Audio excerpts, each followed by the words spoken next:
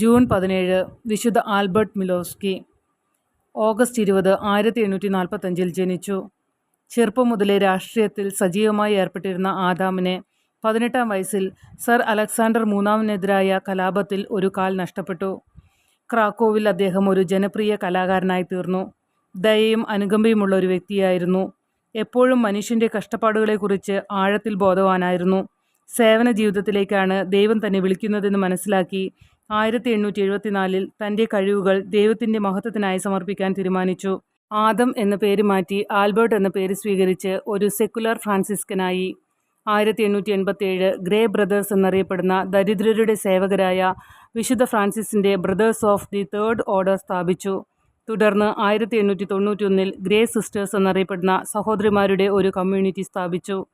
ഏത് പ്രായത്തിലും മതത്തിലും പെട്ട ദരിദ്രർക്കും ഭവനരഹിതർക്കും ആൽബർട്ടൈൻസ് ഭക്ഷണവും പാർപ്പിടവും സംഘടിപ്പിച്ചു. 1949 ജോൺ പോൾ രണ്ടാമൻ മാർപ്പാപ്പ ആൽബർട്ടിനെ കുറിച്ച് നമ്മുടെ ദൈവത്തിൻ്റെ സഹോദരൻ എന്ന പേരിൽ ഒരു നാടകം എഴുതി. 1916 ക്രിസ്മസ് ദിനത്തിലാണ് വിശുദ്ധ ആൽബർട്ട് മരിച്ചത്. 1889 നവംബർ 12 ജോൺ പോൾ രണ്ടാമൻ മാർപ്പാപ്പ അദ്ദേഹത്തെ വിശുദ്ധനായി പ്രഖ്യാപിച്ചു.